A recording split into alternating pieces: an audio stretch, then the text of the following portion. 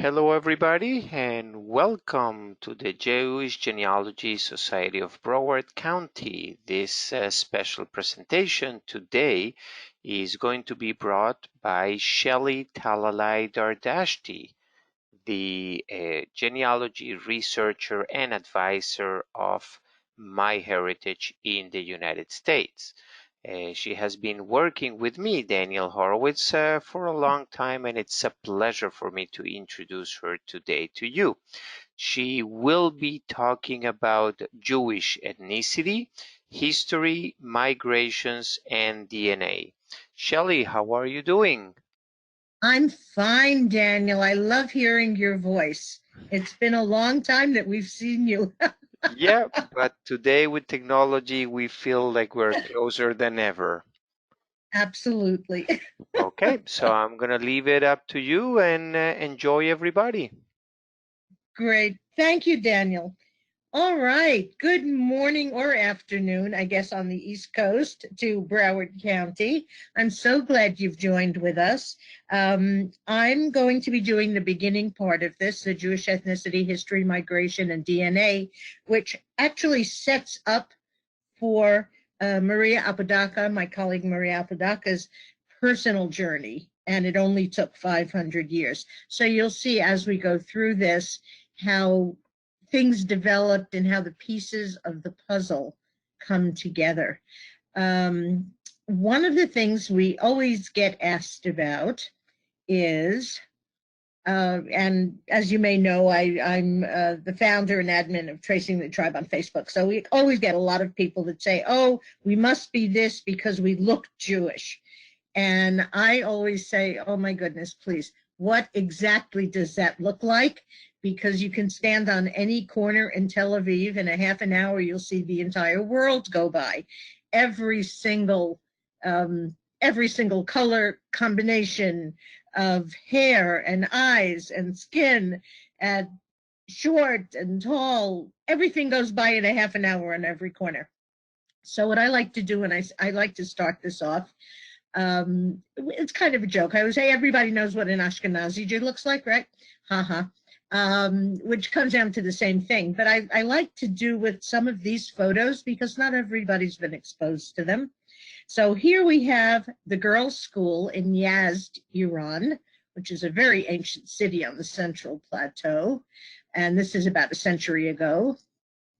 We have Jews from one of the three groups in India, the Beni Israel in Bombay.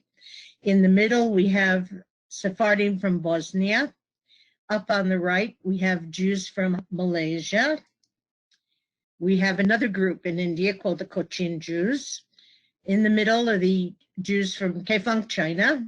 And the interesting thing is that the community was started by Persian traders.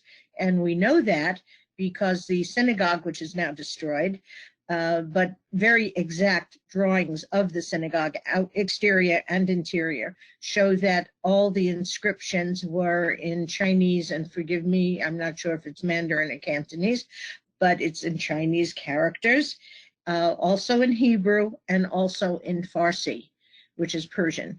Some groups claim they were Iraqis that started it, but honestly, if it was Iraqi Jews that started that, it would have been in Arabic, not in Farsi. So on the right, we have Kurdish Jews from Iraq. And this is a very famous family in Hamadan, Iran. It's the family of Dr. Hakim Nur Mahmud, very, very famous physician to the Qajar Shahs. He's the guy right in the middle with the big turban, holding a big piece of white paper. This is his entire household, family, patients, servants. It's a very unusual family in that it wasn't unusual because it was large. All the Persian families were large, but the fact that he had several sons that remained Jewish. He also had one son that became Christian, one that became Baha'i, and one that became Muslim. And the story goes is that his mother, the mother of the family, Nur Mahmud's wife, always said that we never know what things are going to happen. and we should always have a foot in one of the other camps. It might save the entire family. So it's a very, very famous family. Here we have a famous Iraqi religious singer, Rabbi Yosef Chaim. He's sitting in the far left in the middle row with the big black beard and the turban. We have the Jewish quarter of Tehran, which is in Mahala. It's called Mahala in Farsi. And this is, they're not sure about the date, 1870s, something like that. But my husband's family came from Isfahan about 1850. And I'm sure it looked exactly like that and probably smelled the same with the camels. We have a young Jewish woman on the left. And this is one of my favorite photos on the right. This is the chief rabbi of Constantine, Algeria, and his family. It's dated in the late 1800s. And honestly, if you didn't know the date, you might think it was in the 1900s or even in the 1920s. Very, very, very cosmopolitan family, not like what you would consider to be an Oriental rabbinical family like we've shown already, but very modern and very cosmopolitan. This is the family of the Iraqi chief rabbi, Chacham Ezra Dangur. It's a very famous Sephardic family. They're in England, they're in Israel, they're in America, a very famous family. And you can see the difference between the chief rabbi of Iraq and Baghdad contrasted with the chief rabbi of Constantine in Algeria, the one we saw before. This is a Moroccan Jewish woman. On the right is the bride and groom. They're both Bukharan. They were married in Jerusalem. And the Jews of Bukhara were actually Persian originally. This is the Jews of Thessalonica in Greece around 1917. Almost the entire community was wiped out by the Holocaust. They were all transported. This is pictures of our family, husband's family. On the left is his grandfather, Yaakov ben Israel Dardashti, with one of his daughters, Heshmat. The rest are all the sons, the grandsons, nephews. I'm not even sure who they all are because they all look the same. And I know they're Dardashtis because they look like Dardashtis. On the bottom right, again, we have my husband's grandmother, right second from the left standing, and with all the children and nieces and nephews and grandchildren, and all the way on the right is one of her sisters. So that was about 1950 in Tehran, and judging from the picture, it was in my my in-laws' home. This is my late mother-in-law, Farangis Penhas Koshi. Her father was Penhas Koshi. She's a Dardashti. And this is my late brother-in-law, Hushang, or Jack, and my sister-in-law, Farzaneh, who lives in LA. And this little kid with the blonde curls was my husband, my late husband, Albert, when he was a couple of years old. The blonde curls didn't last. Okay, so whenever we're talking about Jewish ethnicity or Jewish history, and now we have the tools of DNA, and we have other tools to look for our backgrounds and our history, we'll always find surprising results. The origins may be lost in time. The results may be identity shaking. In other words, you're not who you think you are. You have to keep an open mind. And I guess the overriding question would be, if you don't want the answer, don't ask the question. Because if you ask the question, you will get an answer. And it may not be what you're expecting. So basically, there are three major communities in the Jewish world. We have the Sephardic communities of Iberia, Spain, and Portugal. They were expelled in 1492 from Spain, 1536/7 Portugal. They went to the Mediterranean, to North Africa, to Greece, to Rhodes, Salonika, Turkey, the Balkans, and up into the former Soviet Union. They also went to Sardinia and Sicily and southern Italy. The Ashkenazim, of course, kind of based in Central and Eastern Europe. Later on, they went to Western Europe and everywhere else. So it began in the Rhone Valley, and they went into Western and Eastern Europe. The Mizrahim are the Eastern Jews. Mizrach in Hebrew, of course, means east. And this basically includes Iran, Iraq, Afghanistan, India. And they were resettled in all these places by the Assyrian and Babylonian exiles. Mizrahim were in India, of course, but you may also find, if you're Sephardic, you may also find echoes of India as well. There was a large Sephardic community in India, in Goa, and the Inquisition was actually, there was an Inquisition in Goa. So can't be surprised at what you find. We have the migration from the land of Israel, of course. They came with they went into Spain and all over Europe with the Roman legions as merchants and as slaves. They went after the temple destruction of 70 CE and even earlier. They went with the Phoenicians in the 10th century BCE. People have always been mobile. They've always moved around. The numbers are always very interesting as well. In the 12th century, Sephardim were 90% of world Jewry. Ashkenazim were 10% of world Jewry in around 1930. 1990, of course, there was a huge decrease because of the Holocaust. 1990, again, now it's up to about 25% of world Jewry, and today it's about 60% in Israel. We always have to thank the Roman Empire because they did a census in 48 CE. That census showed there were 7 million Jews in the Roman Empire. That was 10% of the entire Roman Empire and 25% of the Eastern Mediterranean. So we have to be really thankful for them that they did that. We have challenges as well. The Ashkenazi, when we talk about differences between the two communities, Ashkenazi and Sephardim, geography is different. Europe, Eastern and West, versus Mediterranean, South American, Ottoman Empire.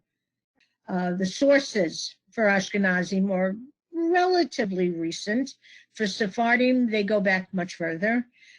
Surnames, rather recent adoption for Ashkenazim. In some countries, they weren't required to have fixed surnames until even 1810, 1820, something like that. But with Sephardim, you can easily tell in the Spanish archives that surnames go back 1,000 years. The archives were basically go back to the year 1000, and you can see that people are already using surnames there. Naming patterns, of course, for Ashkenazim, and this is wrong. It should be switched. I don't know how that got in there. The naming patterns for Ashkenazim, of course, are after dead, deceased relatives. And for Sephardim, it's after the living, which causes problems in mixed marriages.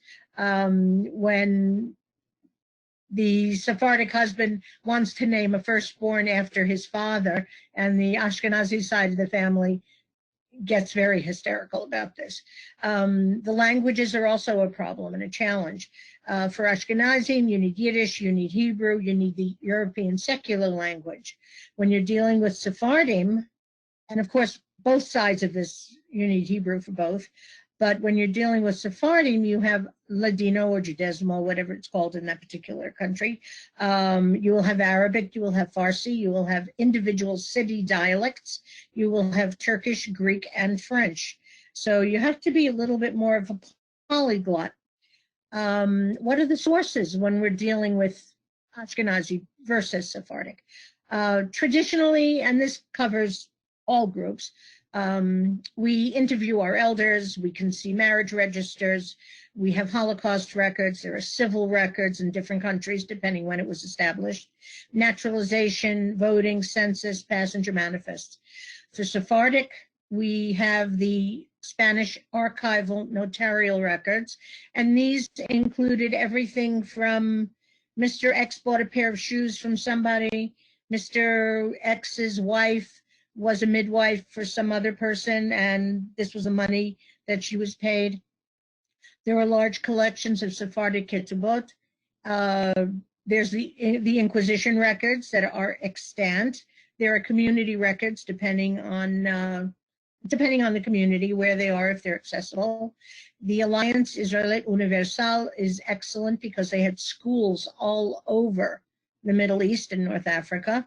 And going back even further, we can access passenger lists from voyages to the Indias.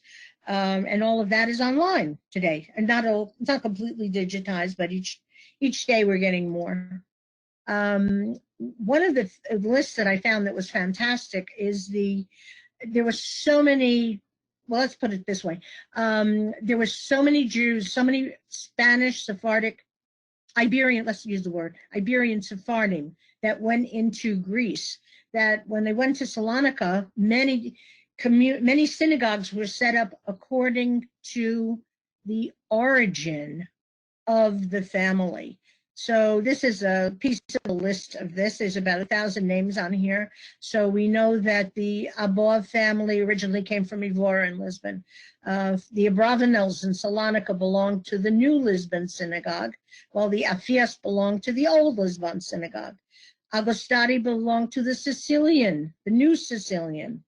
We had Asher that belonged to the Puglia Synagogue. Puglia originally from Italy. Avlas from Castilla. Azriel from Mograbi, from Morocco. Aragon, when we go into the next one, we have the Barzilai family, belong to the Italia one. The Dafand came from the old Sicilian synagogue. And then we have Eskenazi, which belonged to the Ashkenaz synagogue. But in Sephardic circles, Eskenazi actually is a Sephardic name. Faraji from Portugal, and you can see where this goes, but this is a wonderful clue to where a family may have come from if you can find their name attached to a synagogue in Salonika. So the entire Jewish history of the world, of course, is moving voluntarily and forcibly because of plagues, because of wars. Records are in two groups, religious and civil. Before civil registration, records were often kept in church ledgers. Languages, again, this is a little bit more detailed. For Ashkenazim, we have Hebrew and Yiddish. For Sephardim, we have Hebrew, secular, and dialects. For Mizrahim, it's even more complicated because there's Hebrew, secular, and city dialects. Just as an example, there's a Judeo-Farsi, Judeo-Arabic, Judeo-Tat, which is spoken by the mountain Jews in Azerbaijan outside of Baku. But in Iran, each city had its own dialect. Each one of them was mutually unintelligible. Because they were isolated for so long. The Romaniots are the indigenous Greek-speaking Jews.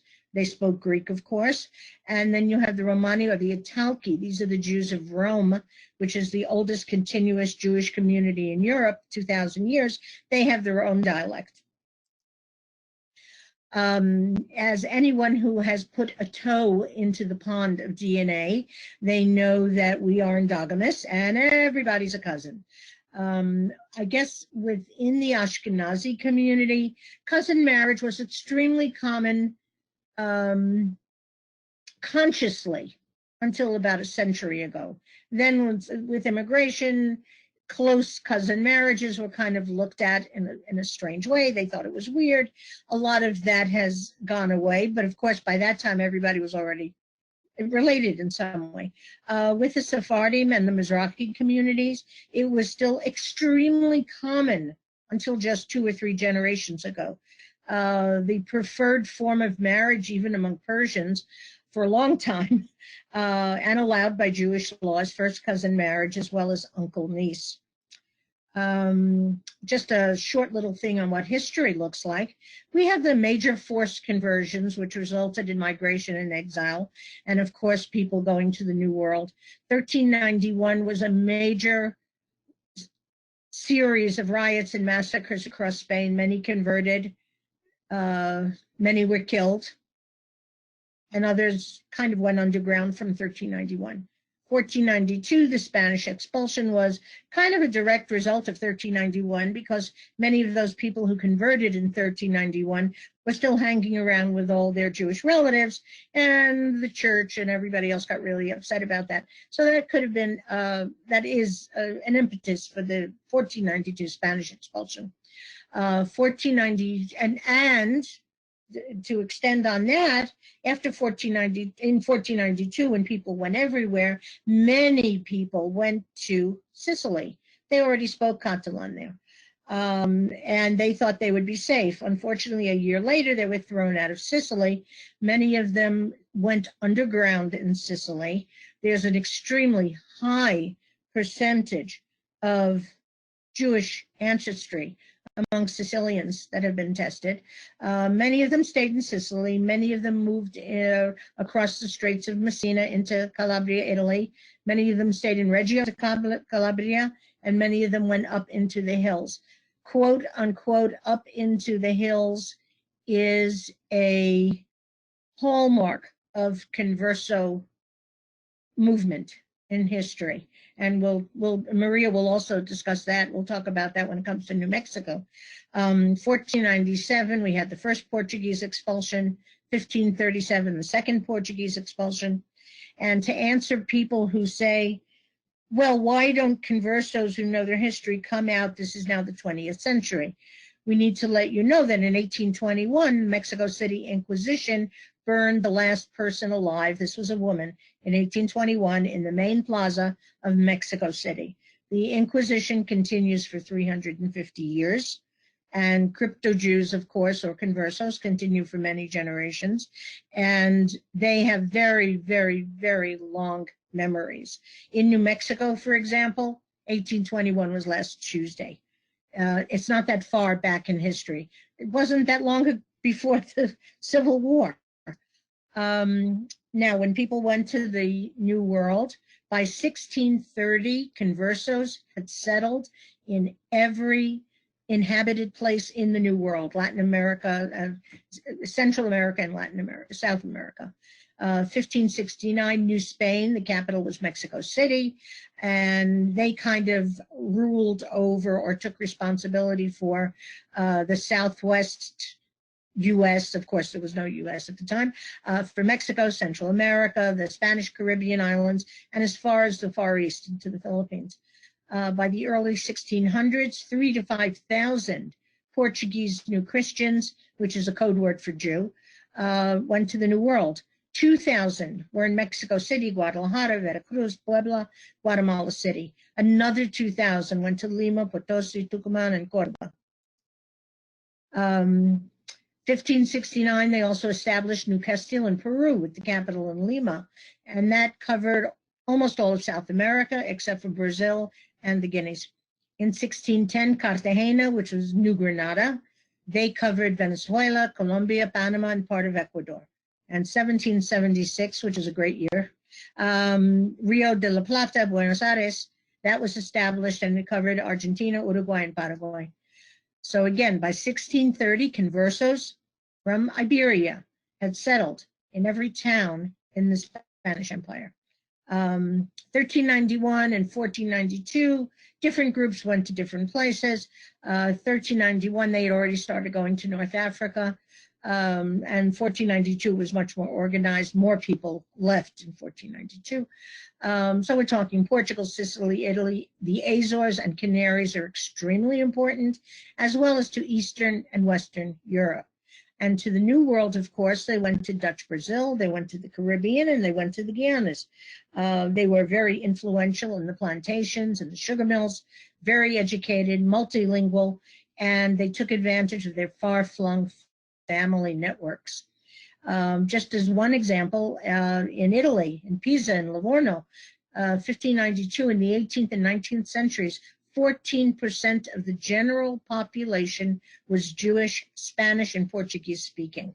Also around then, the Tunisia and Morocco communities were organized. In 1780, there was a large movement from Livorno, we call it Leghorn, went to Marseille in France. Amsterdam became established as a huge converso center. I love to use this one when I speak with especially groups in New Mexico and Texas and places like that.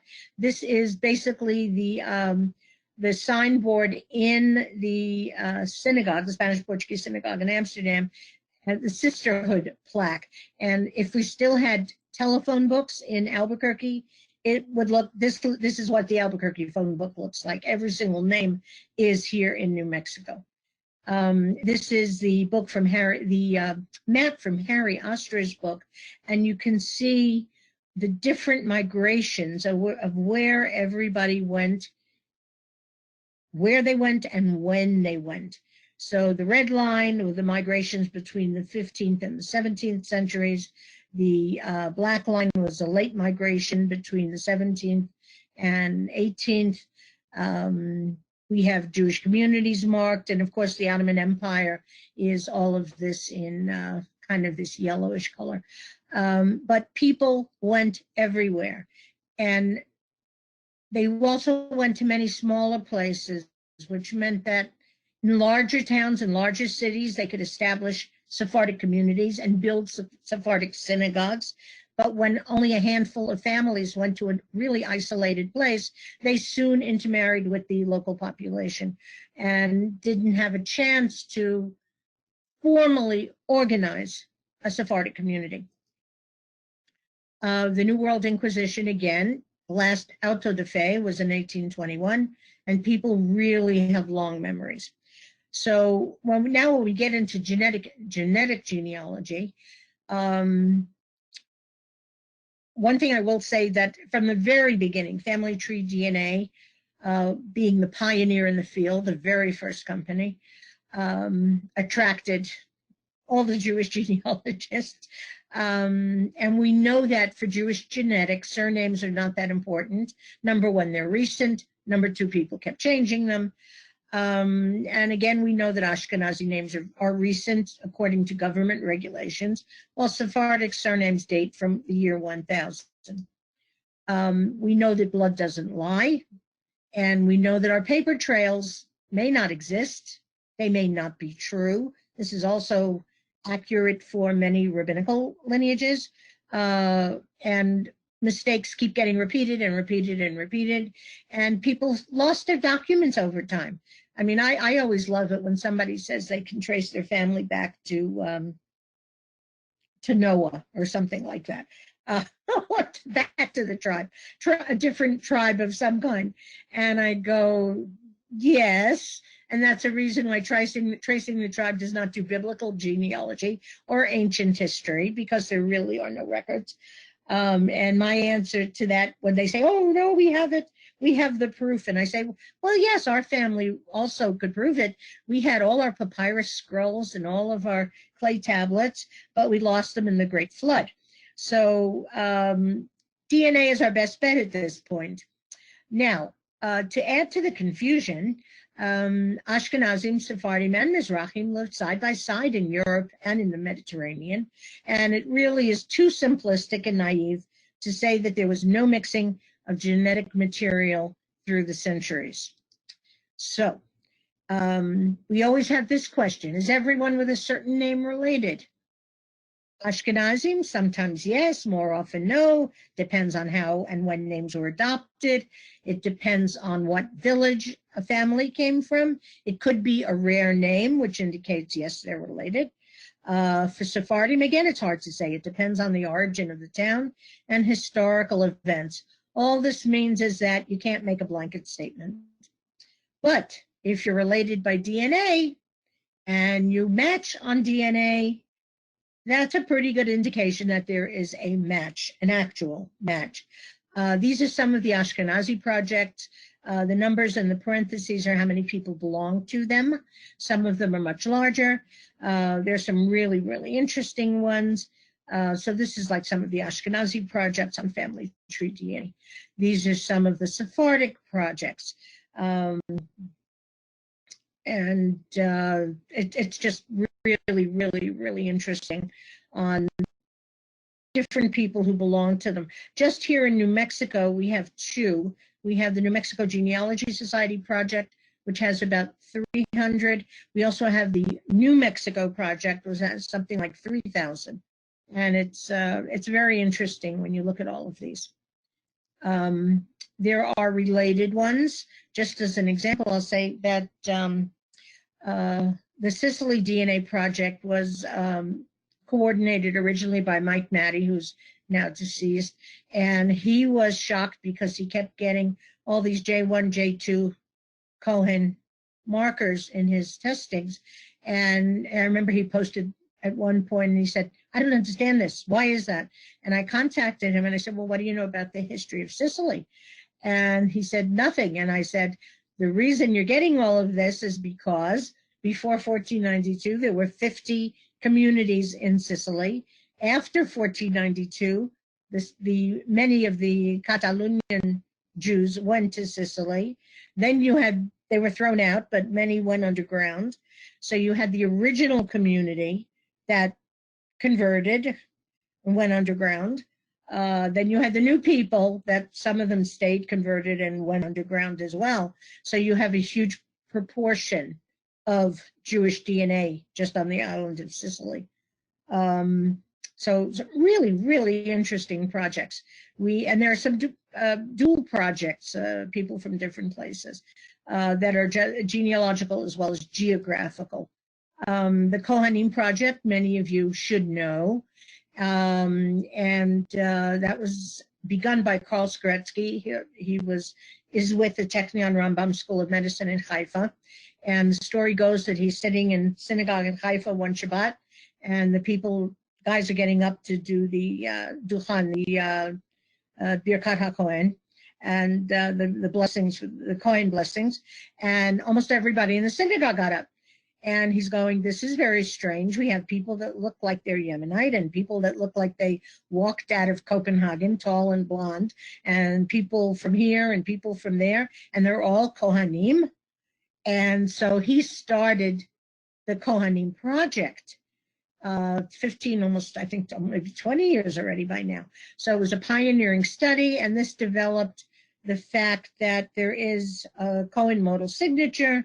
It's a group of 3 markers that half of today's Kohanim carry. Of course, today we now have 3 or 4 different Kohanim lineages, and there are even more for Levites. But many of the Hispanics are carrying the Cohen modal signature. Of course, this does not make a man a Cohen. He's not obligated to follow the restrictions. And of course, because the Kohanim are deal with so many marriage and other restrictions that can negate the adoption of that status. So in any case, if you have the 3 markers, it's an indication that there's Jewish ancestry. I think that's the best way to put it at this point. In our Iberian Ashkenaz project that Judy Leftwitz Simon and I set up long time ago, we know that Ashkenazi families have Sephardic origin stories. How can we prove it? So what we have found over the years in our project, which is well over 1,000 people, that the Ashkenazi families with Sephardic stories actually have genetic matches to both Sephardic and Hispanic/Converso families. So we were able to prove that as well. And that program is still going on as well. We, just for our group, it was strictly a Y haplogroup, and now it's expanded, but the criteria included Sephardic name, a Mediterranean medical condition, traditions, and oral history. And it helped to explain the migration of Sephardic families to Eastern Europe. So we know that with our group, we can confirm somebody as a confirmed Sephardic, likely Sephardic, possibly Sephardic, unlikely Sephardic, etc. Judy is the Brosgol family, and of course ours is the Talalay family. The stories that came down in Judy's family was that, quote unquote, we were Moranos, a name that's no longer used because it's really insulting and pejorative. And we were always told this was our name in Spain. So this is a photo of Jacobo Brosgol, who believed so much that they were Sephardic that he moved to Barcelona in 1921. These are my great-grandparents, Aaron Peretz Talalay and Riva Bank, and my great-uncle Labe and Sam, and my grandmother Chaya Fega in Newark in 1908. So there's oral Sephardic hypotheses on both sides. Ours from Mogilev, Belarus, hers from Rezekne, Latvia, The origin of the surname is Aramaic from Hebrew, has to do with Isaiah and rebirth. The name in Spain was Talalay, Talay, depending on the record. For Judy, the origin of the surname was the village of Berzgale in Latvia, or Broz in Spain. So we have DNA matches. We have no non-family Ashkenazi matches until very recently. She has an Ashkenazi cluster, but no oral history. Our converso matches are two close matches, one to Portugal, one to Tafoya in New Mexico, which is an old family from 1598. Judy also has a match to Tafoya, but a different Tafoya, as well as the Villalobos family. So we're always looking for more people to test. The oral history, we're looking for related families. There's a large cluster of Mogilev families with oral Sephardic history. Actually, I found almost 2 dozen families with an oral Sephardic history. For Judy, the Zaydens have an oral Sephardic history, and it's expanded to say that they migrated to Lepel and Belarus from the Ottoman Empire.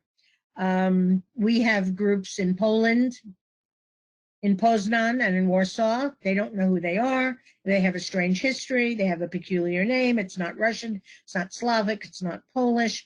We have records in southern France. We have a Catholic marriage in 1600. It's a very rare name anywhere. For Brozgal, it goes from Broz to Ambrozic, Slovenia, Croatia. Tito's real name was Joseph Broz, and there's the Ambrozic Y DNA. Other things that we've been able to do is connect families. These are different groups. So we have a J2 cluster with Delissa and Diamond, Delissa and Haig, J1 with Ibn Aharon and Shaw, and Ibn Aharon with M. So we have a 96% correlation between Delissa and Diamond. The Diamond group has no idea that there might have been Sephardic background anywhere, but they match on a 96% basis. The same thing with Delissa and Haig. One has a weak oral tradition, one has stronger. There's an 87%. So we know with Shaw, there was no oral Sephardic history. Medina, the family traces back to Zacatecas, which was a converso center. Rios, the family traces back to Spain. The M family has a weak oral Sephardic history. Family fled Spain, eventually going to Lithuania. And the Ibn Aharon is a documented Sephardic family from Toledo. For family tree DNA, there's a 62 out of 67 marker match between Shaw and Ibn Aharon, and a 65-67 marker match between M and Ibn Aharon. Again, Ibn Aharon with a strong documented history, Shaw with basically no knowledge, 96% correlation. The Ibn Aharon with M, again, a documented family, and one with an oral history, 99% matching. So we know that DNA supports Sephardic ancestry by about 92%. 43 on our project, 43, over 43 and a half are highly likely or confirmed, and almost 49% is possible. These are some of the project names. You don't have to be able to read this. You can just go to Family Tree DNA, look up the Iberian Ashkenaz project, and all the names will be there. Now, the Avatano DNA project, which is the Avatano Jewish Heritage Project that's managed by Adam Brown, has been an amazing revelation. It's a project with the Technion in Israel, so it's an academic project. It fosters historical and scientific studies of the Jewish people by making DNA results available. It investigates whether new testing strategies would result.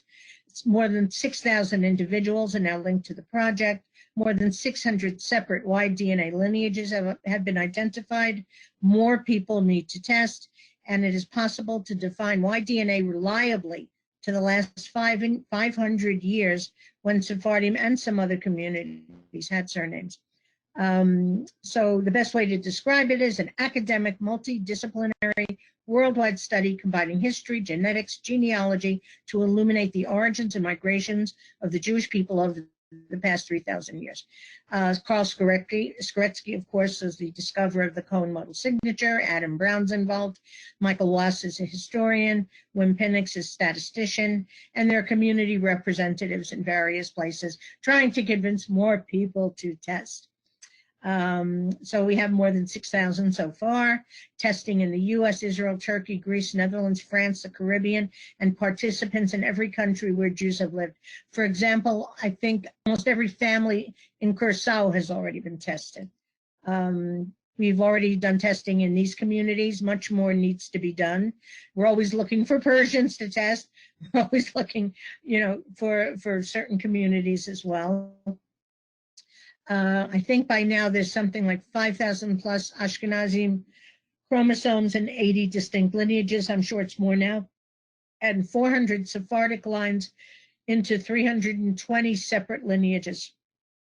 So what they're finding is previously unknown Sephardic lineages in common among unconnected families in Aleppo, Syria, in Morocco's Atlas Mountains, in the Caribbean, and in crypto-Jewish families in small remote villages in Central America, Mexico, and even in New Mexico. It's pioneering the use of genetic genealogy to find the geographic origins of rare Jewish genetic diseases. We have people in New Mexico that connect with tiny communities in Central America. How to participate. You can always email avicenodna@gmail.com, which goes to Adam. Ask him if he's interested in your family. They may already have people tested in your family. You can also join by just going to jewishdna.org. It's always better, I would say, to check with Adam first. So you might want to email him at avicenodna@gmail.com. We have the Shweta DNA project. 15 families have consistently only married within their own group since their forced conversion to Catholicism. The descendants went all over Europe and the New World, and this is also a project that's really fascinating. There's the Rabbinical Project, trying to sort out rabbinical families. Genetic genealogist Dr. Jeffrey Paul has done many of these really pioneering studies, and they're usually published on Aviceno online. And at the bottom, you can see Jeff's papers at jeffreymarkpaul.academia.edu. Some DNA services do not have reference databases for non-Ashkenazi populations. Some categorize all Jews as European Jews, whether they're from Iberia or Siberia. What a difference a letter makes. FTDNA handles Ashkenazi and Sephardic ethnicities, but MyHeritage is the only one with 5 Jewish categories: Ashkenazi, Mizrahi, Iran, Iraq, Sephardic, North Africa, Ethiopian, and Yemenite. And we are expecting an update. We don't know exactly when, but I guarantee you as soon as it is announced, it will be all over and every blog and all over Tracing the Tribe for sure.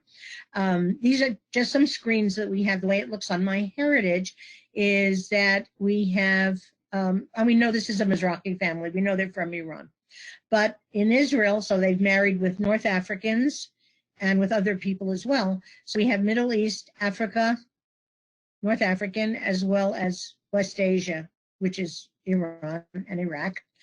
Here's another one, which would be a marriage between Ashkenazi and a Mizrahi Sephardic. You can see that very easily on the line. And this is really obvious. This is a North African Sephardic family for sure. So the maps really help. You need to fish in all the ponds, no matter where you test. Make sure that you upload everywhere possible because you don't know where your unknown family has tested. Be ready for surprises because there will always be a surprise. We know that. So here we have questions. You can always email me at Tracing the Tribe or at Schelly at MyHeritage. If you're not already on Tracing the Tribe on Facebook, please join us. I think as of this morning, it's actually 35,400 plus members in 101 countries. The last country we added was Trinidad and Tobago. So it's facebook.com/group/Tracing the Tribe. And now, Maria, I am going to turn it over to you. And yes, there was a question about a syllabus. I do have a syllabus. What I will do is send it over to perhaps Nancy. I'm not sure who to send it to, but I'll talk to her and I'll make sure that you guys have it and she can send it out to those who were on the webinar this morning. Maria, I am changing it over to you. Thank you. Thank you. And thank you for this invitation to speak to you today. Okay, in my title, it says, it only took 500 years. Well, actually, it's been 528 years and 3 months ago that the Alhambra Decree was issued. And it stated that all Jews leave Spain and all of their territories and never to return or convert. What would you do?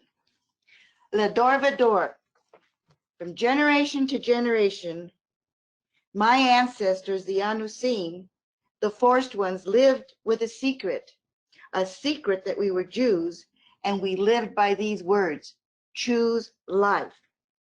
106 years after the Edict of Expulsion, the Alhambra Decree, was posted, my family settled in the most northern part of New Spain, in a native village. The one person who really guided me in my life was my father. He was Salomon Chavez Luna Apodaca, and he married Elisa Luisa Saavedra Otero, my mother. They were second cousins. Endogamy is very present in New Mexico. We all like to say here that we're all related. I, however, married out to my fifth cousin. My father influenced me most in my life, and we would spend hours talking about history. And he told me all about the different people that had settled in Spain and many of the family traditions when he was growing up. Some of them I observed myself. I never questioned what he taught me. He said when a person died, the mirrors were covered and there was a mourning period that would last for 7 days. Shiva? The body of the deceased would be washed, and there would be a group of people that would stay with the body during the night and pray throughout the night. I think it was mostly the women. Soil was brought from our farms and ranches and little casitas that would be brought to the gravesite and put into the grave of our loved one. Since we were all raised Catholics, we had to be buried in a Catholic consecrated burial ground. This, I believe, was a way of bringing soil that was not consecrated and put into the gravesite, so to give them some sort of Jewish burial. When an animal was slaughtered, it was to be done humanely, and the blood was drained and buried. When my mother was going to fry an egg, and if it had a blood stain on it, she would throw it away. As Jews, we're not permitted to consume blood. It is part of kashrut, kosher, or keeping clean. Also, when my mother made tortillas, and she made them every day, she always burnt the very first one to a crisp. She would also throw a piece of uncooked dough into the frying pan if she was going to fry vegetables. This practice goes back to the first burnt offering. I'm not sure how much my mother knew of the traditions. My mother would also bake a round sweet cake once a year. However, I don't seem to remember when it was exactly, but when I attended my first Rosh Hashanah service, and afterwards we got to partake of the apple and honey, some sweetbreads were on there, and I remembered in December, we would also deep fry albondigas, or little meatballs, and we called them chile rellenos because in New Mexico, we put green chili in everything. There were sweet ones made and there were salty ones made. We would also have empanaditas with fruit and nuts in them, also deep fried. I guess it was the Hanukkah season. We would always sweep to the center of the room. So if we were to have a mezuzah, we wouldn't get dust on it. Even though we didn't have one on the doorpost, it was as if we might have had one. It was a symbol of having one. To have a mezuzah on the openly on the door would be a dead giveaway to the New Mexico Inquisition that came here up into Santa Fe. Sometimes we would put a crucifix on the doorpost. I learned of the custom of la dieta, a practice following the birth of a child when a new mother would not go out in public for 40 days and abstain from all normal work that a woman would do. In the Old Testament, Torah, the new mother would be presented at the temple after 40 days of childbirth for purification. A pregnant woman was not allowed to enter into a room if the person was ill or near death. When my father was at the end of his journey, my niece went to go visit him, and she was 8.5 months pregnant. He made a big deal of her leaving the room, and my mother ushered her into the hallway of the hospital and only said it was an old custom. A few years ago, I explained the custom to her, that it was from an old Jewish superstition that the spirit of the dying might enter and unharm the newborn child. Like I said, it was a superstition. My grandmother lived with us. You know, when you used to have 4 generations in a family together, I would help my grandmother with her bath and washing her hair. And she had a little custom of herself. Before she would take her bath, she would place water from her hand on the top of her head 3 times. I would ask her, Grandma, why do you do this? Well, she ignored me every time. And when I was 14, I was still continuing to ask the question. This time she said, para que mi alma no se escape, so that my soul won't escape. I thought that was a good answer, and I didn't ask any more questions. What my grandmother was doing in her very simplistic way was a mikvah. My father's mother was Sofia Chavez Luna Apodaca. I once remembered when I was around 10 years old, my mother and I took my grandmother and her sister to a Catholic church in the middle of the week, and there was no one there. They went up to the altar area, lit candles, and spent the entire time talking, giggling, and laughing. Well, I was taught to speak in church like that was very disrespectful. I looked at my mother like, you don't let me do that. And she looked at me with el ojo, and as if to say, don't go there. I never saw my grandmother in church except one time when my brother was married in 1952. When my grandmother was at the end of her journey, I was not present at this particular day. My mother had asked her if she wanted a priest. And my sister was there and relayed this story to me. And my grandmother was a very petite, soft-spoken lady, and she replied, no, no, no. Yo no quiero un padre. No, that she did not want a priest, and she died without the Catholic last rites. I once asked my father why he did not go to church with us, and he said, because I prayed to God at home with my Bible. I never found his Bible. However, when I did study the introduction to Judaism, I learned that the home is the first place that we learn about our Jewish heritage and our faith. I do know that my father had a great extensive knowledge of the Old Testament. My father would also point out the Jewish families in town to me, the pioneer Jews that came in the 1700s, the merchant Jews that came in the 1800s. They owned all the stores, the shoe store, furniture store, the pharmacy. I think my dad was giving me a sense of Jewish people because we would always shop there. He would also say certain names were Portuguese.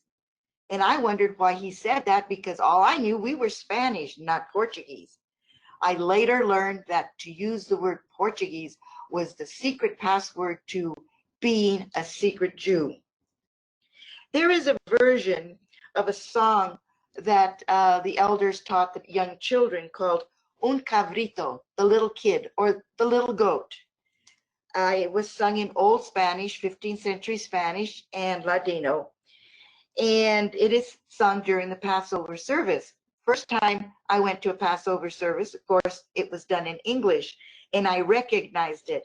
Please understand my bad Hebrew. It is the Had Daya.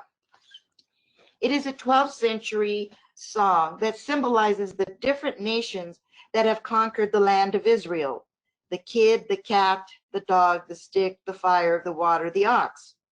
One interpretation says that the kid symbolized the Jewish people, the cat Assyria, the dog Babylonia, and so on. Well, my parents bought a Bible for me when I was 10 years old from a traveling book salesman. And the first thing that my dad did was put my name on the front page. It was my Bible to be shared with no one, but it was a Catholic Bible. Was there any other kind? This was before I learned about my Jewish heritage. Well, in middle school, I was sent to St. Vincent Academy Catholic Girls' School. Oy vey. We were not taught about the stories that I would read about, only the stories of the saints and the laws of the Catholic Church. But during this time, I still continued to read the Old Testament. When I was 14 years old, I was able to attend public school again. And in the 10th grade, we were studying the 5 great religions of the world. Well, you might guess what I wrote about. I wrote about the Jewish people that I would read about in the Old Testament. I showed my term paper to my father, and when he finished reading it, he said something very profound to me that changed my life forever. The little words that he used to me were almost in a whisper, and he said, "Somos judíos." Well, I thought he meant there was one Jew in the family. What he really meant is that we were all Jews in our past. Little did I know. I believe that my father felt that I would be the one to pass this history on to. It was a custom that during our that a young person in their teens were given this history and would know that it was a secret. This secret was not always given to all the children in the family. I believe that the elders chose the one who had the most interest, who had the most questions. I would always say, where do we come from? Why are we different from other Hispanics? Now I am the one to pass this history on to others. My siblings and their families do not wish to hear or understand about our past. Now I have that responsibility to tell the stories that my dad gave me. The DNA in my family's male line belongs to the haplogroup J2. Going back to Diego Blindan Gonzalez, born in 1558 in Cumbria, Portugal. This J2M172 goes back to the brother of Moses, the first high priest, the Cohen line. It is known as the Halevi. When I did my DNA, I did the autosomal, the percentage one. And I found out that I was European, Iberian, Middle Eastern, North African, from all the countries in North Africa, going back to Israel. I'm Native American. However, I identify myself with my Jewish DNA. Well, sometime in the early history of New Mexico, our name was changed to Apodaca from Gonzalez around the early 1600s. I don't know why, particularly this one, but there are many reasons why names were changed. Sometimes, if your parents died, you went to live with your godparents. And if there were a lot of godchildren in the household, maybe it might have been easier to use the one family name. Oftentimes, 2 brothers would come to the New World, and one would take the mother's name and one would take the father's name. When my mother was in her nursing home, I would go and visit her every day, and one late December day. I was very late, and I ran in and I apologized to her. I said, "Mom, I'm sorry I'm late." Well, of course, she said, "Well, where were you?" I told her that I went with my best friend, who was Jewish, to a Hanukkah festival, and I explained it as a Hanukkah party and explained the miracle of the lights. So she tells me, "I have never seen you so happy. It was as if you had floated in." Another time we were talking about God, and I said, "Well, Mom, you know that I don't go to church, but I still believe in God." And she said, "Yes, I know. No más hay un Dios, that there's only one God." I believe that she knew that I was following the path that my father had been on all his life, but had to keep the secret and was living as a hidden Jew. I waited until the passing of my mother for 1 year before I pursued my Jewish path. My father had passed on some 15 years before. In making my decision to return to my roots, I did have some negative reactions from a family member. A cousin of mine came to visit from California, and he whispered to us, my sister and I think we're Jewish." So my sister invited me to go over to her house to tell the history of our people and how we got here. And my brother-in-law was getting very agitated, as he would always do when I would tell this story. But this time he said to my face, "The Jews are dirty. They are the scum of the earth, just scum. And too bad they didn't kill them all." Well, I took a deep breath and prayed to God, "Please don't let me cry. I'm kind of a big crybaby." And I said very calmly, "Jews are not that way. I'm a Jew and I'm not that way." It was the most difficult thing that I have ever had to face. Well, we proceeded to go back and forth in conversation. So he says, "Well, how long has the Catholic Church been around?" I felt like saying, "You don't know since you're a Catholic?" So I gave the year we were in. I said 1999 years. So he said sarcastically, "Well, how long have the Jews been around?" Again, I gave the year we were in, and I said 5,760. By this time, Chutzpah 101 and a half kicked in.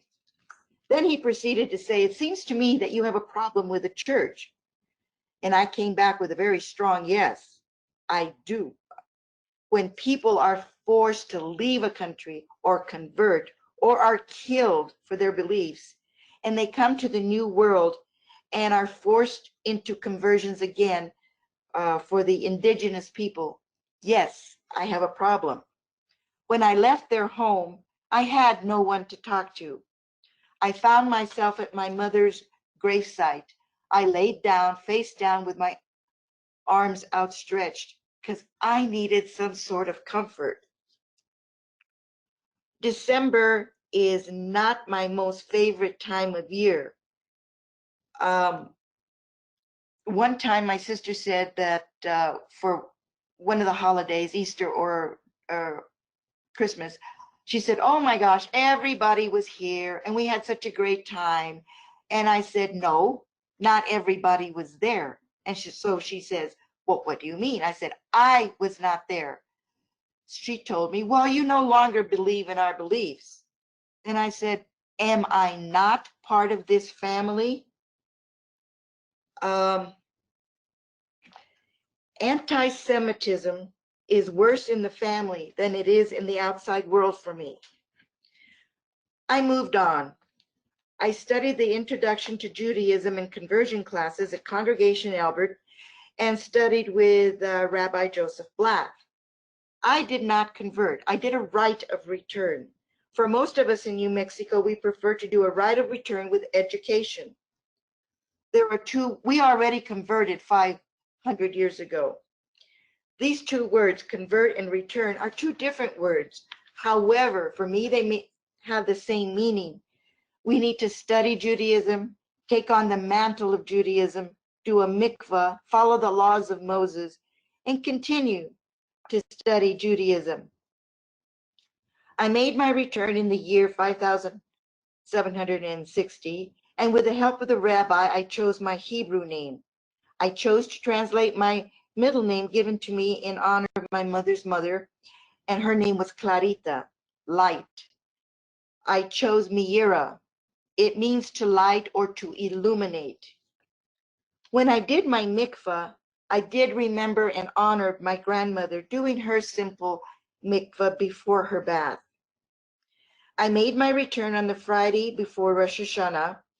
The rabbi presented me to the entire congregation as a new member and welcomed me as a Jew.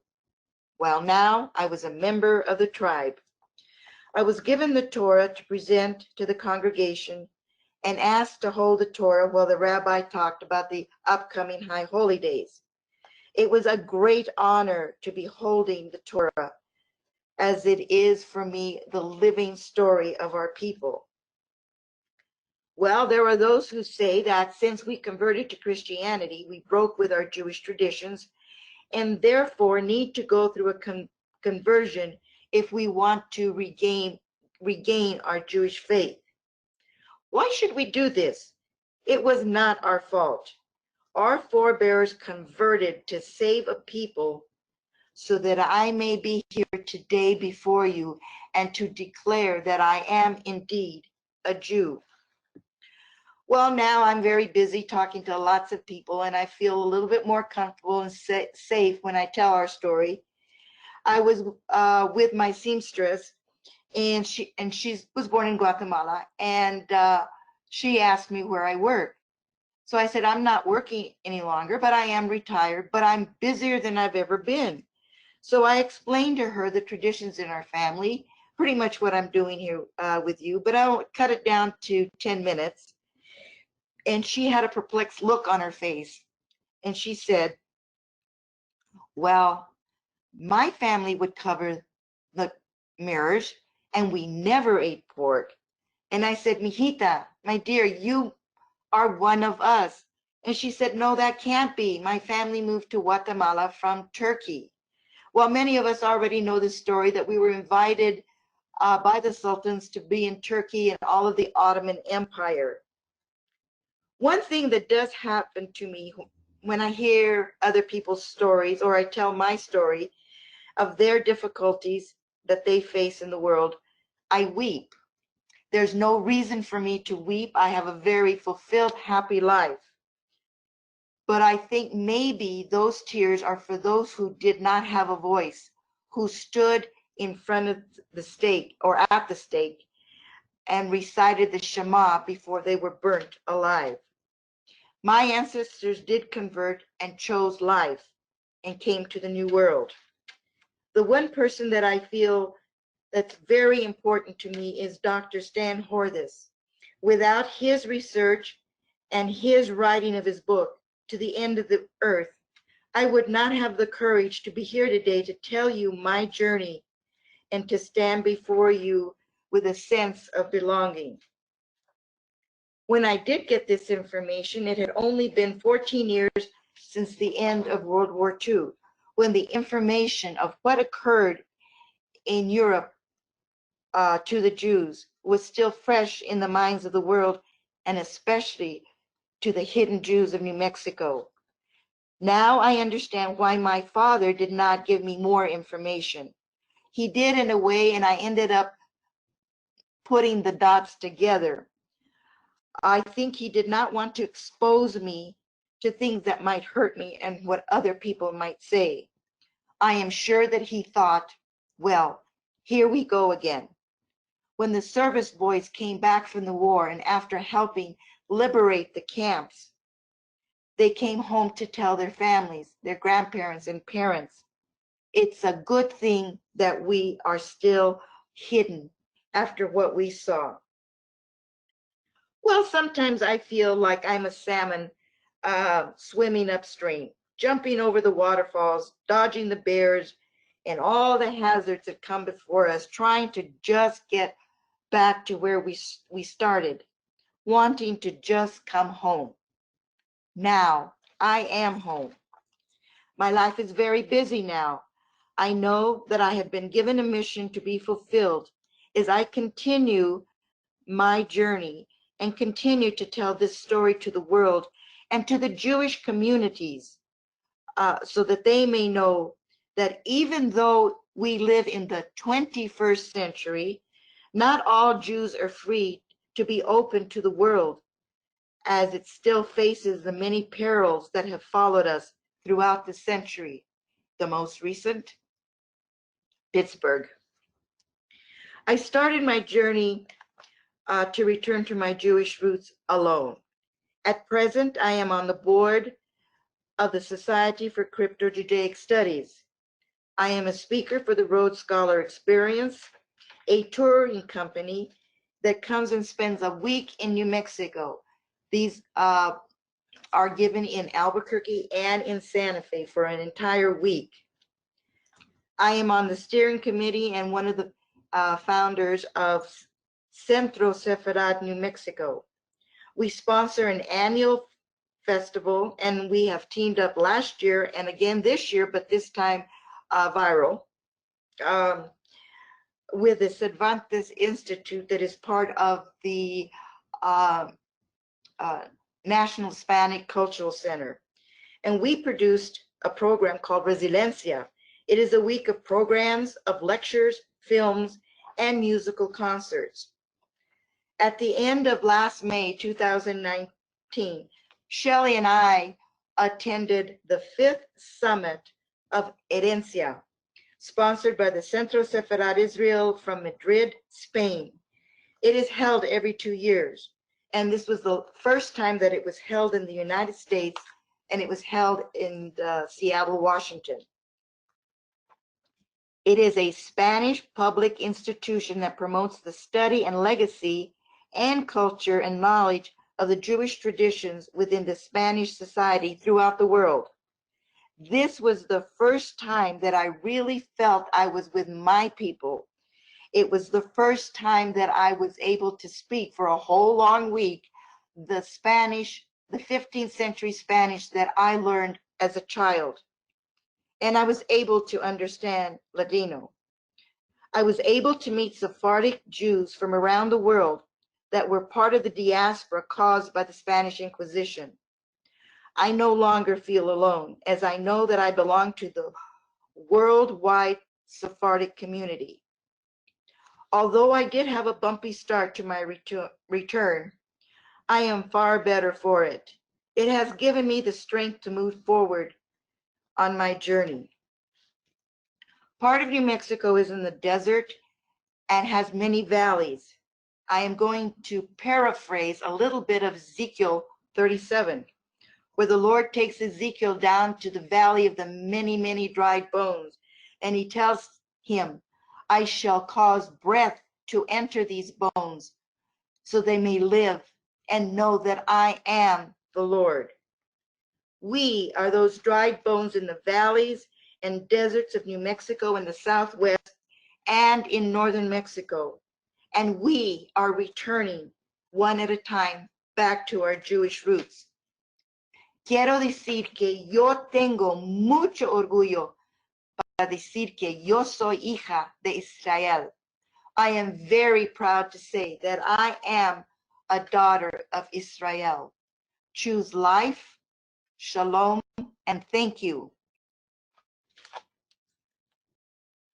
Maria, thank you. Wow. You know, I hear this. I participate with Maria many times we team tag on a lot of presentations. And each time I hear Maria speak about this, it still grabs at me. And I've heard it so many times, but each time it's more poignant, and it's so important. And there are so few people that speak out about this. Jeannie Milgram, of course, Maria. There were others in the past. There'll be different people in the future. But it's something that, number one, is hard to talk about until you're in a certain place. The second point is that it's so important that someone talks out about this, because when you don't speak about it, and you just hear about it, people think it's not true because it's other people telling the story. When people tell their own stories, that's when it really becomes so real. It's not someone telling your story or appropriating your story. It's you telling your own story. And this is what makes it so important. I noticed that a lot of people want to ask questions. It would be really great if you could add them to the chat. On the right, there's a little chat box. If you click on chat, it should open and you can write a question in there. And that would be very helpful for us so we can call on you, because I know there are a number of people with their hands up. Allison and Don and Faith and Helene and who else? Mark, Nancy. Schelly, I have placed two of the Yes. questions in the chat. Okay, let me One see. was from Oh, Allison, one was, and the other one was from Don. And R. Pinsky is saying, thanks to okay. Maria for such an inspiring presentation. And Oh, Mark yes, I is see them. Mark is asking if you can go into a little more detail about how to distinguish Sephardic DNA from Ashkenazi DNA. Okay. All right. Let's do it in order so no one feels that one is more important than the other. Every question is important. I'm going into this. Hold on. The question was, from which book was the migration map? Don asks that. Harry Ostrer, Ostrer. And for the life of me, the name of the book just flew off my brain. But just look up Dr. Harry Ostrer. He's a geneticist now at NYU. Harry Ostrer, Ostrer. Okay. And Allison is asking, I was told by a distant cousin that the Sulco part of our family originated in Spain, that there was a family Tanakh that dated to that period. It, along with the family that had custody of it, were destroyed in the Holocaust. Is there any way to research that family? I usually send people, first of all, to Sephardic Gen, Sephardic, gen.com. That is the website of Dr. Jeffrey Malka, who is the American pioneer of Sephardic genealogy. He also wrote the book Sephardic Genealogy, which is in 2 editions. It's available through Avatano. I would check, go to click databases. Then when the database screen comes up, click the first one. It's the Consolidated Surname Index.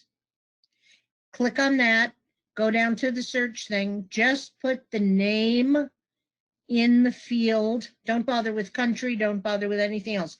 Just put the name. There are 5 or 6 different search parameters. Search each time using a different parameter. This takes care of all the spelling variants that might be there. If a name is there, it might pop up. It's a really good source. There's tons of information on that website. If nothing pops up there, let me know. You can email me. And there are a lot of other things, of course, we can reach for as well. It would depend on what. Another thing that would be really helpful was, where were they living in Eastern Europe, I'm assuming. So if you want, you can add that as well. Let me know which country they were living in. For some countries, it's easier than others. For example, there was a huge Sephardic community in Vienna that people don't even know about. If there's a connection to Amsterdam, it's very easy to find information. The records there go from the 1600s. And they're very well documented, and the handwriting is phenomenal.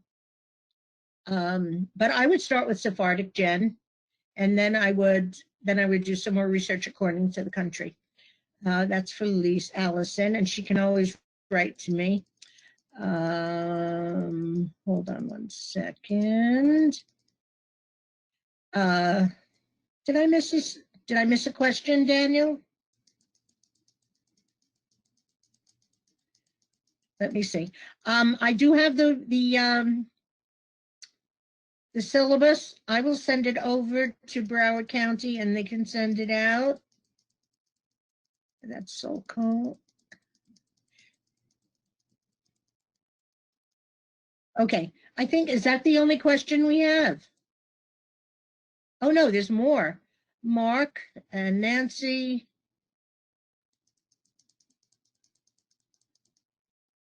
Daniel?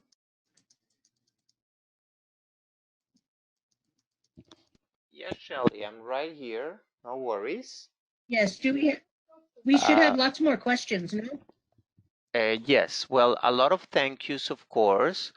Let me see to go in order. Thank you. My grandfather was an orphan in Minsk about 1880. Any resources to find documentation on his family history or the orphanage? That is Nancy asking that question. Nancy, the best person for any questions about Belarus, especially in Minsk, is Yuri Dorn. Y-U-R-I, Dorn, D-O-R-N. He's my researcher in Belarus, and I recommend him to everybody. That's a localized, specialized question, and Yuri Dorn probably knows that already on his hand, on the back of his hand. You can reach him through Tracing the Tribe. You can find him on Facebook. He responds very, very, very quickly. And I've done 3 projects with him, and I wouldn't even talk to anybody. The last question I have here is from Geraldine asking about the Sephardic ancestry in small percentages on the empty line, the empty DNA line. Is there a way to research back from a female ancestor in the GD Lithuanian census to Spain? It's very hard. mtDNA is difficult to work with for one reason. The main differences between Y-DNA and mtDNA is that we have a lot of naturally occurring mutations with Y-DNA. So it's easy. Let's say if a guy has 6 sons, maybe there's a slight mutation in 1 or 2 of them. So all his descendants have that mutation. It's really easy to sort it out. The mtDNA mutates very, very, very slowly, which is why when you do mtDNA, you can literally get thousands and thousands and thousands of matches. If you're going to do mtDNA, I always recommend you do the high resolution mtDNA at Family Tree DNA. That's the one that really drills down into mtDNA, and it can get rid of a lot of the really, really, really distant matches. It gives you the better matches. Let's put it that way. Let me see. There was a question before about the regular DNA, and I always tell people, number one, don't always look for the word Sephardic. A lot of people get hung up on that. I'm on all the DNA Facebook groups, and people are always talking about percentages, and they're talking about countries. And I always tell them, and they always say, why doesn't it say Sephardic? I always say, don't get hung up on the word Sephardic, because it doesn't show in all the companies, because 2 of the major companies don't have non-Ashkenazi reference databases, so they're not even going to show that. Instead of looking for the word Sephardic, look at your geographical map. If it shows Iberia, North Africa, Sardinia, Sicily, southern Italy, Greek, Turkey, the Balkans, the east coast of the Mediterranean, which of course is Israel. If it shows West Asian or Mizrahi, It might, don't forget about the Balkans, because from the Balkans, they went all the way up into Eastern Europe.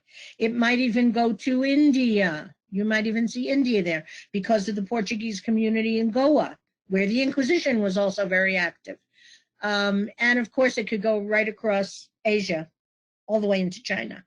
But if you have that Mediterranean rim showing in your geographical map, what you're looking at is the route of the 1492 Spanish Iberian exiles, Sephardic exiles, after the expulsion.